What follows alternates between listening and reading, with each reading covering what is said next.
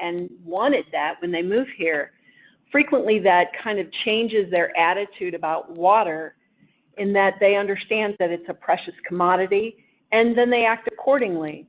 So over the past 30 years, Phoenix has seen a very steady decline in its water use, gallons per capita per day, or GPCD. And we've also seen an evolution from a green landscaping in residential areas to a more xeriscape or desert landscape. I know a lot of people like to think that Phoenix is very green, and unnaturally so, but if you could see maps of some of our neighborhoods, they really have evolved over the past 20 years to adopt a xeriscape. So our water supplies basically come from 3 different sources. We have water from the Salt and Verde rivers, we have water from the Colorado, and we also have groundwater. So those percentages are not reflective of quantities that are available as much as what we actually use. And it reflects the city's commitment to using surface water as opposed to our fossil groundwater, which we consider to be our most valuable resource, but that's not necessarily as resilient as our surface water supplies. So our Salt and Verde supplies are very plentiful. There's actually about 248,000 acre-feet a year available to us, but the only issue is that in the city of Phoenix, they use the water in certain geographic areas. So we consider that to be on project with the Salt River Project, which is a reclamation project. So because we can only use Salt Verde supplies in a portion of the city, that leaves about half of the city limits or service area relying on pretty much Colorado River water. So we receive 47% of our water from the Colorado River, comes through the Central Arizona Project, over 300 miles from the main stem of the Colorado River. And that's the water we use in the areas that we call off-project, that is off SRP. So that water is probably one of the sources of water right now that's in great focus due to conditions on the Colorado. We happen to be, Phoenix is the 2nd largest municipal subcontract for Colorado River water, but we do have the largest allocation of Colorado River water of any city in Arizona based upon our Indian leases. So that totals approximately 186,000 acre-feet a year. So just going through kind of the basics of our system, we cover a service area of 540 square miles. We have 1.5 million water customers and 2.5 million wastewater customers. That's due to the connection, and you'll see that in a couple slides, that we have with some of the other valley cities on a regional wastewater treatment plant. So every year we have our 5 water treatment plants, and they produce about 300,000 acre-feet of potable water, and our 3 wastewater treatments treat about 190,000 acre-feet of wastewater. Although it's kind of weird to put wastewater in acre-feet as opposed to a million gallons per day. One of our 3 wastewater treatment plants is currently mothballed. Our largest wastewater treatment plant, which we're going to talk about a little bit today, is 91st Avenue. It's one of the largest plants in the Southwest with a rated capacity of 230,000 acre-feet, I'm sorry, not acre-feet, million gallons per day, and a footprint of 540 acres, which does not include Tres Rios. We own that with the sub-regional operating group, we call it SHROG, and that's a consortium of 5 valley cities. So they send their waste down, and it all gets treated, or a lot of it gets treated at 91st Avenue. So now to talk about the stuff we really want to hear about, and that's our use of reclaimed water. So reclaimed water, for those who don't know, is what comes out of a wastewater treatment plant at the end. Some people call it recycled water, some folks call it effluent. We like to call it reclaimed water. We think that's somewhere in in the middle, although they all mean the same thing. We're very proud to say that we use about 99% of our reclaimed water, which is a very high percentage for most municipalities in the country. So we have 4 primary uses for our reclaimed water. One is to provide cooling water to the Palo Verde nuclear generating station, about 50 miles from downtown Phoenix.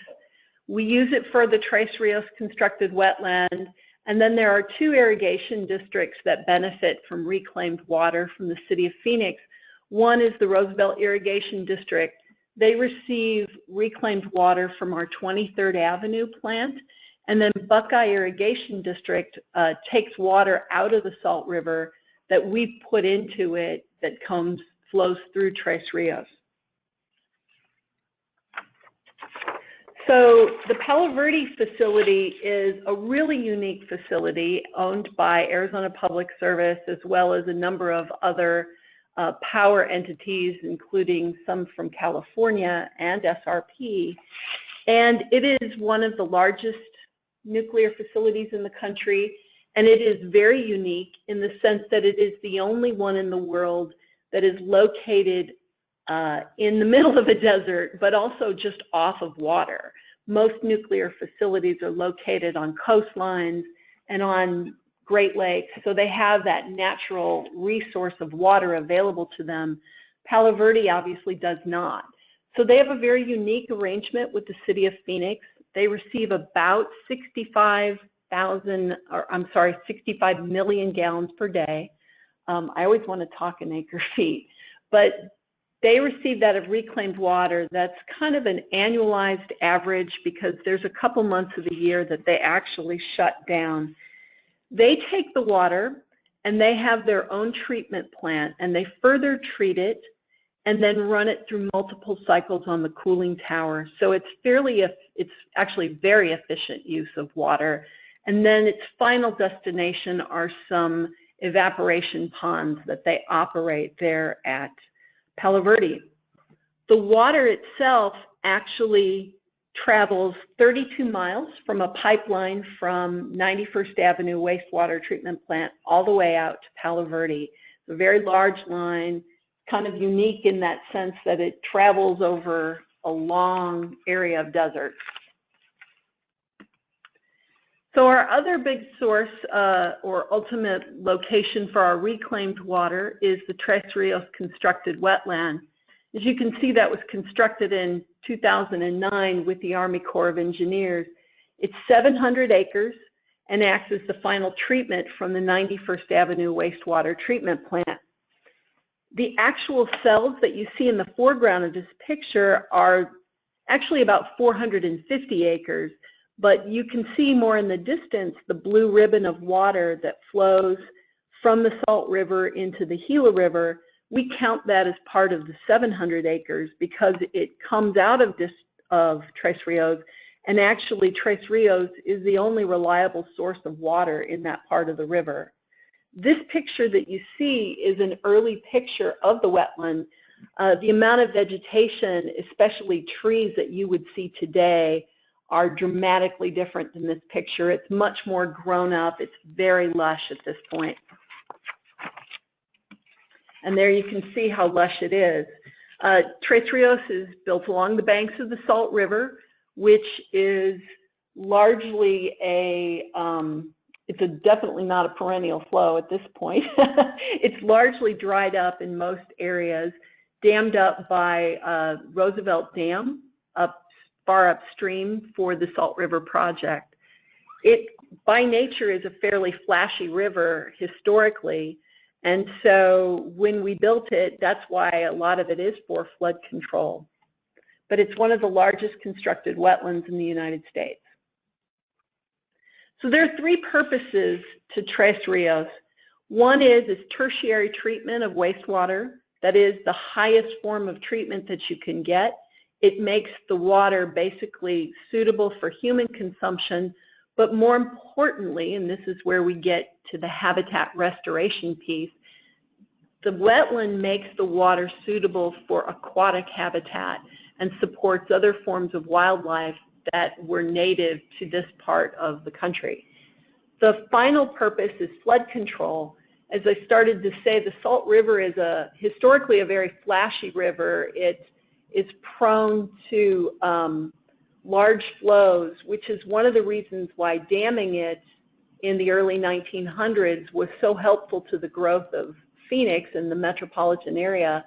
Before that, the river could flow in very unpredicted ways and flood out a lot of areas. But because we are built in part with the Army Corps of Engineers, the structures that you would see out at 91st Avenue or at Tres Rios, the concrete structures are super thick, well more than we would need for our treatment purposes, but what they want for purposes of flood control. So the picture you see here is a discharge point from the end of the wastewater treatment plant into the wetland. We call these morning glories. And the water you see here has at least secondary treatment.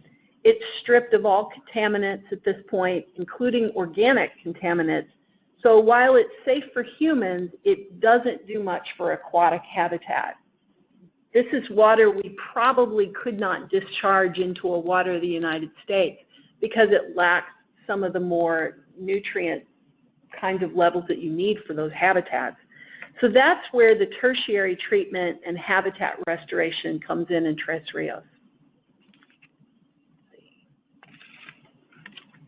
All right, so from our treatment plant, we discharge about 60 to 70 million gallons per day of reclaimed water.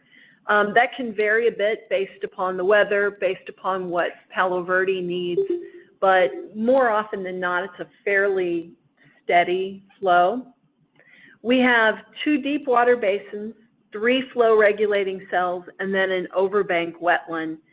The first 2 deep water basins are used to attenuate the chlorine residuals that you find in effluent, and they keep the flow into the other portions of the wetland regulated. It doesn't do us much good to kind of build a habitat if it can be flooded out easily.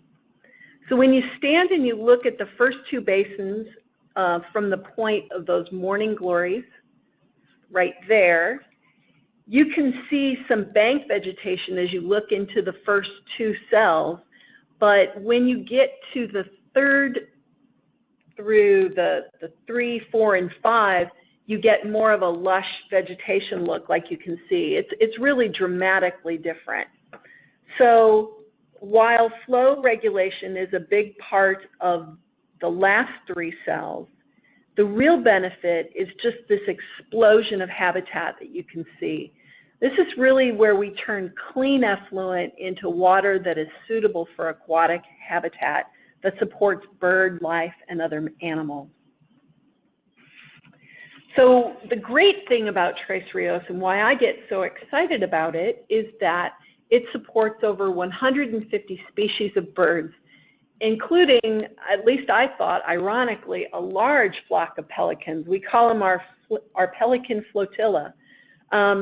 Evidently, as I've been told, they flew in with a storm from California once some time ago, and now they are rapidly populating.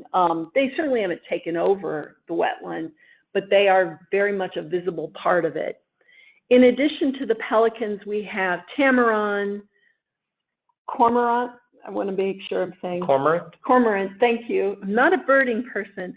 Osprey, egret, and a lot of blue heron.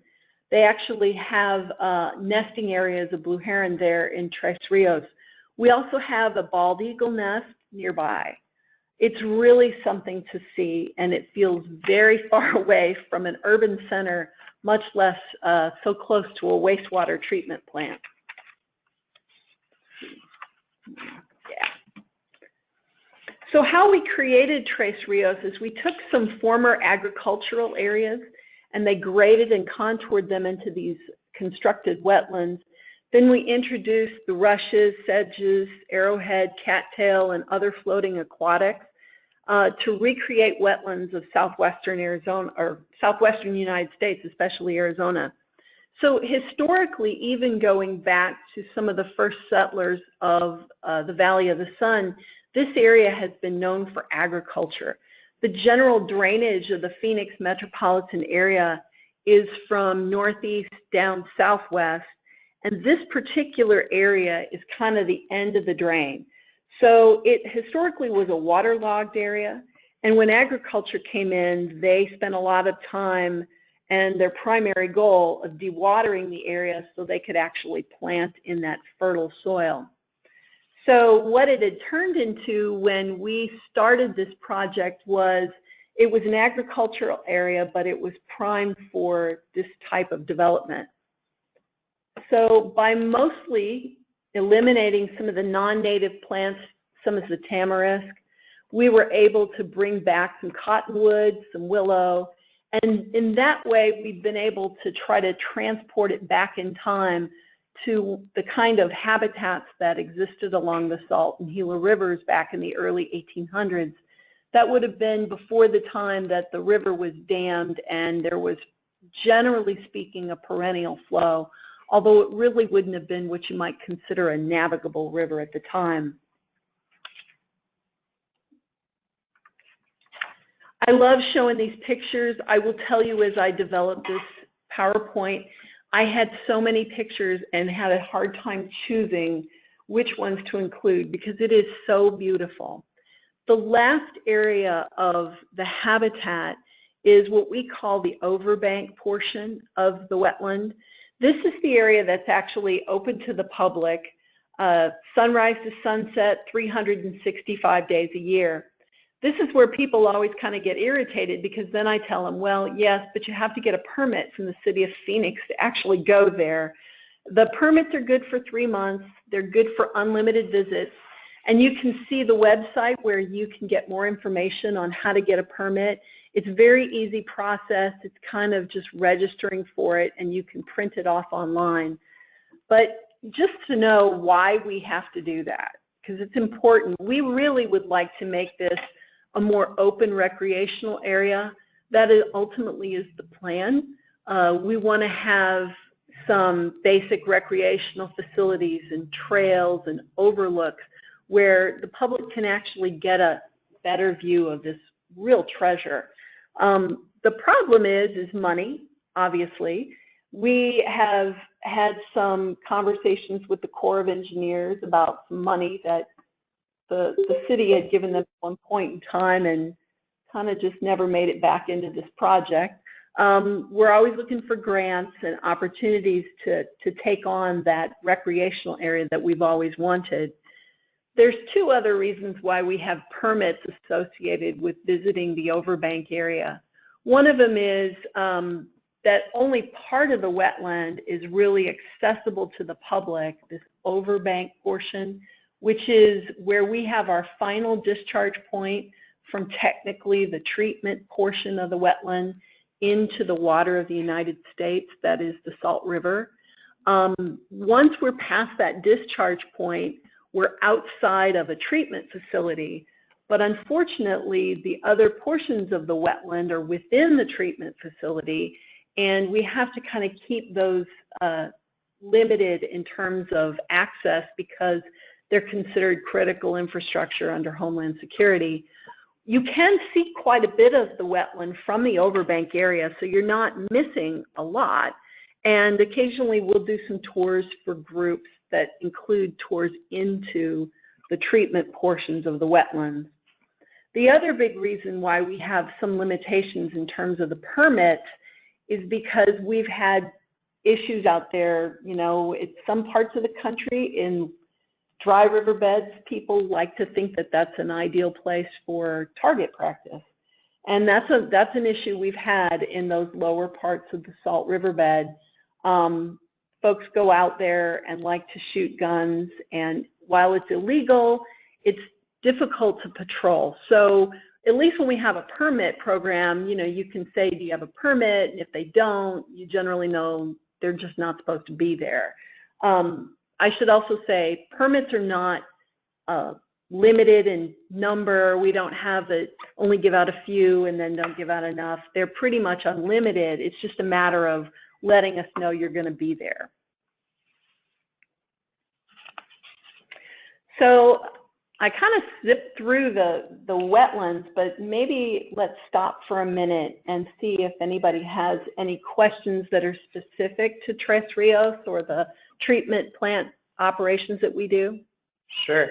The best way for us to do that is if you guys can put your questions in the chat box in your Go to Training window. We will give you a minute or so to do so. Yeah, I wish we had a little song we could play you while we wait, but we don't. That would be great. That would be great. I was trying to think of some things to say about the Salt River generally. This area of Tres Rios is just above the confluence with the Gila, and actually, but for the water we put in, there would be no flow effectively. Very minor flows in the salt, maybe a little more in the Gila. We just have one note from Heather in the audience, and that is that those permits for Tres Rios are also free of charge. Thank you, Heather. Heather's one of our City of Phoenix employees, and actually it's her email that you're going to send to get that permit. Heather is the permit issuer. So thanks, Heather, to remind everybody that they are free. And the wetland's accessible 365 days a year. All right, we have a couple of questions coming in. Let me scroll up really quick. All right, so from Jean and Jerry, how do we get a group into Tres Rios? Are there any limitations on groups or group size? I think there might be some limitations on group size, mostly based upon the fact that we put them into City of Phoenix vans and drive them around. So Heather is the person who is going to probably do your tour. And if you follow the link to the website and then it gives you her email address, she can actually set that up for you and get you started on what you need to do for a tour. But she is definitely the person to contact, and we actually do a number of tours. It seems like every time I've been out there, there's at least one group going around. Yet another one from Roger. He heard about a beaver research project at Tres Rios years ago. Do you know anything about that or what the outcome of that was? I actually don't know a lot about that. I know we have beavers at Tres Rios. We actually have beavers here at Rio Salado, which is just across the river from where I'm sitting at the Audubon Center. You know, beavers were very, very prolific in the Salt River historically. And so we've never really known, or I certainly have not known, how they got back here. But it seems like if you bring water, they show up in the riverbeds. Yeah, we have the same mystery here at the Rio Salado. It wasn't maybe a year after the opening of the restoration area that beaver showed back up. And now we have at least 3 active families that use this stretch. Yeah, they're not shy about showing their presence with their activity. So we've got one more from Sarah Luna. Do you see any other opportunities to connect recharge and habitats for Tres Rios or other city projects? Well, that's a great question, Sarah, and that's probably going to take us into our next section in terms of the other things that the City of Phoenix is doing to recharge. Now, what we've been talking about up to now are reclaimed water. So again, that's water that is the end of its beneficial use for human consumption. But one other thing that we do, because our groundwater aquifers in Arizona are so precious to us, we look for opportunities to recharge those aquifers, especially to mitigate impacts from groundwater pumping, as well as to store water for future use. So I guess if there's no other questions, were there any other questions? Nope, that's the last one for now. If you do have anything, feel free to drop it in that window and we'll get to it at the end. So then I can go ahead and talk about some of the other projects that the city is doing for sustainability and resilience of its own water supplies. A couple years ago, we established a Colorado River Resiliency Fund, which is part of our capital improvement project in the Water Department. We use that fund for watershed protection, recharge activities, storage of basically Colorado River water that we do underground storage, and then other types of activities that we're looking at right now, including some conversations about additional system conservation in the Colorado River. For folks who don't know what that is, really system conservation is just a fancy way of saying that you leave more water in Lake Mead and don't take it out into the Central Arizona Project. That really has always been kind of the obvious answer to Lake Mead elevation fall and basic structural imbalance upon the Colorado River. But it's just a little more complicated for water users who have entitlements and want to have those entitlements available to them. System conservation is a type of program, though, that when you leave the water in Lake Mead, you never can get it back. It's basically like, I don't want to say a donation, but it's like a donation. I'm getting a smile here. It's like, what do you mean donated? But it's something that you can't make a claim on later and say, well, that was our water. We stored it. We want it back. So that's kind of what we're doing with the Colorado Resiliency Fund. I'm going to show you a couple pictures of a couple projects we're doing. But the other thing that is very current and people sometimes want to ask about is a recent agreement that we did with the Department of Water Resources, the Gila River Indian Community, and the Walton Family Foundation. We call that our agreement in principle because there really isn't anything specifically that anybody said, you know, this is the project, this is the way we're going to do it.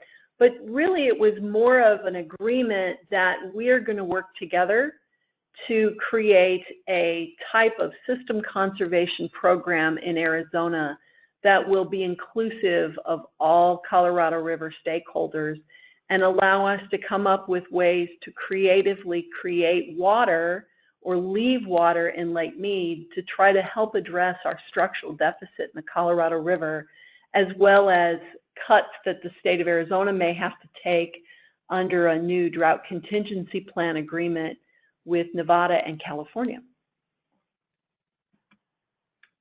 Let's see. As part of, this goes back to the source water protection programs that we have. These are programs that we do in the Salt and Verde River watersheds, where we work with the Northern Arizona Forest Foundation and some other folks to do some forest restoration work. In Phoenix, we like to say that a healthy forest is a healthy watershed.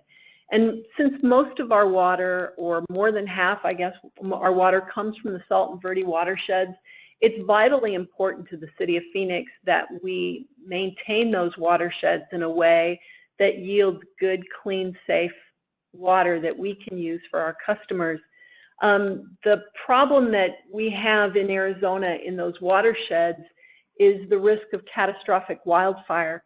Over the past 20 years or so, we've seen some really significant fires, some historic fires, frankly, that have destroyed hundreds of thousands of acres of land up right on our watersheds. And when that happens, when you reduce the forest to ash and dust, when the rains come, which in Arizona is pretty much right after forest season is monsoon season, and sometimes they overlap, that water just runs down those stripped areas, brings that ash into the Verde, into the salt, and comes right down into a large water treatment plant that we have on the Verde, Val Vista, that we share with the city of Mesa. Some years ago, after a couple of the fires, we had a slug of ash-laden water that really caused a problem that ultimately resulted in a boil water order in the city of Phoenix. It was a pretty significant issue and ultimately cost the city and the city of Mesa about $18 million to retrofit Val Vista to deal with the problem.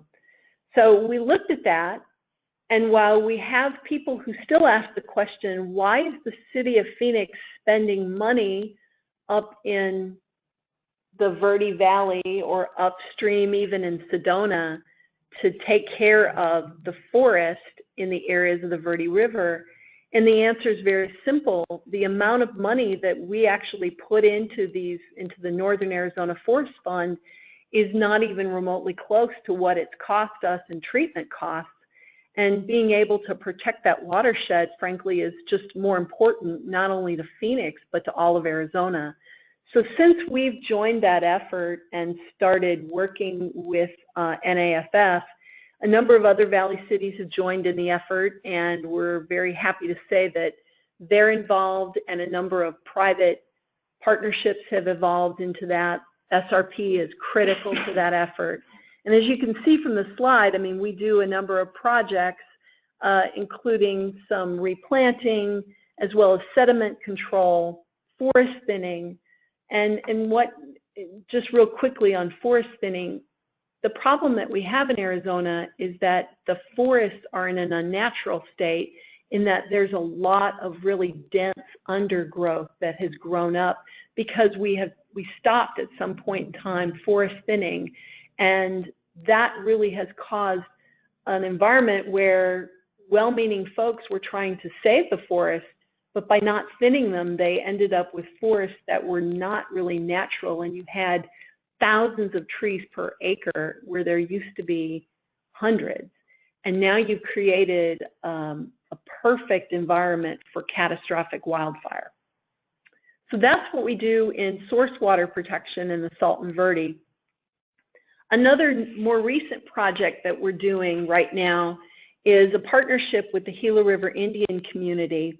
And this picture you see is Stephen Lewis, who is the governor of the Gila River Indian community. And this was a recent tour that we did. What we're doing with the community is we are taking some of our Colorado River allocation and we're sending it to the reservation where they are storing it in a new underground storage project. This is a program that really is a win-win for both the community and the city of Phoenix, in that we have a place to store our allocation for when we need it during drought or shortages, where we can access it. And in the meantime, by putting it in the Olberg Dam project, it is fulfilling a dream of the Gilas for restoration in and around the Gila River. So this particular picture you see is where the water comes in, and they've created a splitter box right there where the yellow rails are. And so they send water in 3 different directions to cover an area, and ultimately that water seeps into the ground and recharges the aquifer. And then this is what happens. This is the kind of habitat restoration that can happen even in a short amount of time by reintroducing water to what were thriving riparian habitats. Well, they're now coming back. The dream of the Gilas in doing this is, and they told me this story so I can pass it on too, and that is that after they received their Colorado River water settlement years ago, one of the first things that happened when they had a community gathering, and this is how they tell the story, is that a youngster came up and asked when the river was coming back, when the Gila River was coming back. And if you've ever been to that part of Arizona, you know that the Gila River is bone dry in that area. It's not even a remnant of what it once was when it was a flowing river. And so the dream of the community is to use some of their very large, they have a very large Colorado River allocation, actually the largest in Arizona, but they would like to ultimately use that water and recharge it in this area to recreate this habitat that used to exist. They consider this area sacred, and they want to restore at least a part of the Gila, obviously not all of it, to what it used to be at a time when there were habitats there. So that's some of the projects that we're doing right now. There's a couple other things that we're doing, working with the City of Tucson by exchanging water now for use later. I can explain any of that if anybody really wants to know. But we're always looking for new ways to try to increase our sustainability, to make our system more resilient, to make sure that Phoenix has enough water for 100 years and forever. That is our goal. That is what we work on every day. So I don't work to make sure that the city has enough water for the next 5 years or 10 years or 25 years. My job is to work on making sure the city has enough water for 100 years. And we're very happy to say that we think we're making great progress in that area, if not actually being able to demonstrate that 100-year supply. So if anybody has any other questions, I'm happy to hear them.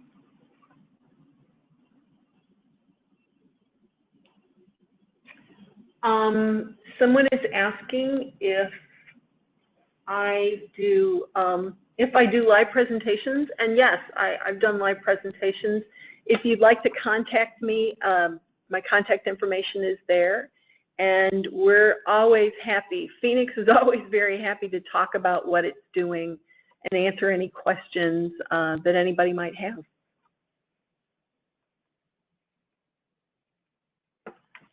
Can I make a PDF of this presentation available? Oh, sure. That'd be Awesome. great. Yeah, the PDF will be available, and there will also be a recording posted on the Audubon Arizona YouTube channel. I think we missed the first minute or so of the recording, but all the content will be up. And thank you, Amanda. Thanks for coming. Joy Bell asking if you could share a bit about the Tucson agreement. Sure. Water exchanges. And water exchanges. I wish I had a slide on this because sometimes it's easier to see it in pictures than it is to explain it. But let me start by saying that for people who are not from Arizona and may not understand how we do water storage, we have a practice in Arizona we call water banking. And what we do is we take surface water, mostly from the Colorado River, and we put it in underground aquifers in specific locations. They're permitted out by the Department of Water Resources for storage purposes. And so once we store the water there, you can earn what we call long-term storage credits, which is the ability to come back later in time and pump the water that's been stored there. We have some rules that kind of allow people to pump water in the same active management area, but not necessarily where you put the water. And that's something that, we're trying to make efforts to more efficiently pull water out from where we put it. So in this deal with Tucson, which we struck several years ago, Tucson is what I would call a groundwater system. So they get all of their water supply by pumping it out of the ground, but instead of depleting their aquifers, they also have a Colorado River allocation that they receive through the Central Arizona Project.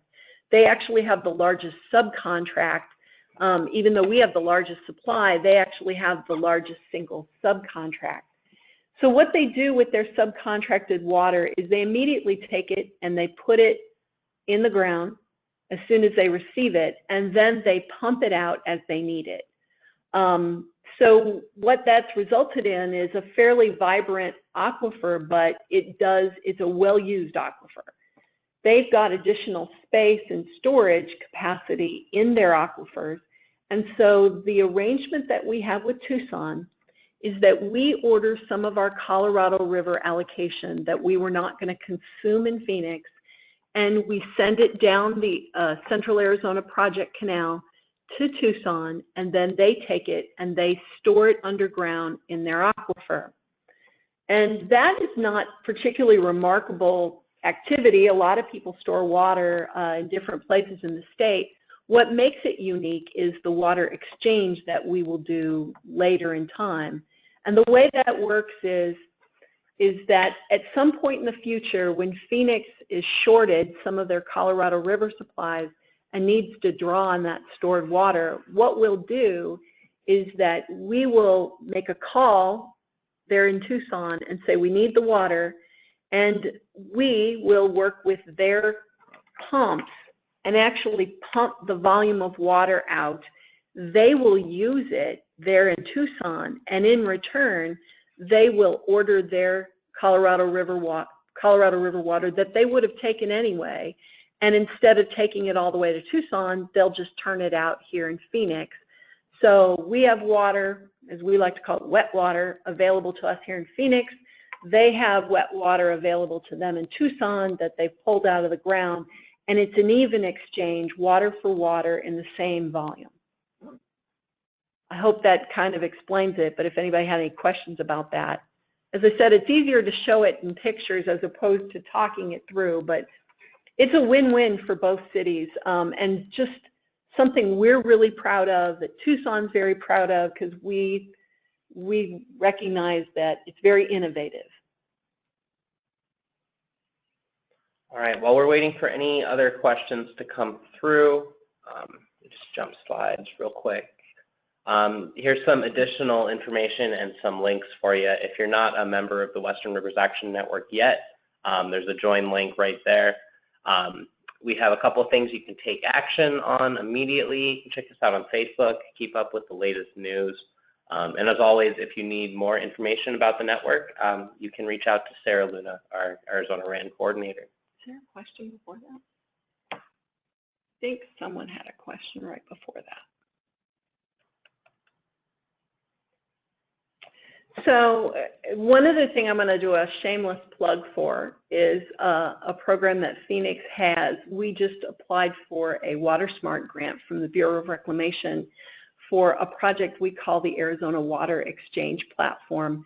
And the purpose of that platform is to help other cities and other water users create the kind of creative arrangements that we've made with Tucson to make water use more efficient in the future when we have shortage and when we continue to have problems with the structural deficit in the Colorado River. Basically, the platform would operate as a technological tool to help people find the kinds of transactions that they could do to exchange water, getting water where it needs to be, so transportation of water, and also available capacity to store water for the future. We're really excited about the tool. We're hoping it comes off. We've got great partners in California. I guess I should say very clearly, though, it's not a water market in the sense of buying and selling water. It's more of an exchange transaction type of platform that would give people some ideas so, everybody could participate in it as they wanted to. So we're excited for that. We're hoping that we get that Bureau of Reclamation grant, and if we do, we'll see the future and maybe we'll have something that'll work for everybody. Deal. Well, I think with that, we're out of questions. I just want to thank again everyone for joining us and Cynthia for being here to speak. I think Trace Rios really underlines the kind of sort of forward-thinking water management we're seeing in Phoenix and across Arizona that gives networks like Western Rivers kind of wiggle room to advocate for water for natural areas. Because we know if Phoenix goes dry, we're going to look really silly going in and asking to keep water in the rivers. So thank you for doing what you do. Oh, thanks for asking me. All right. Thanks, everyone. Hope to see you on the next one.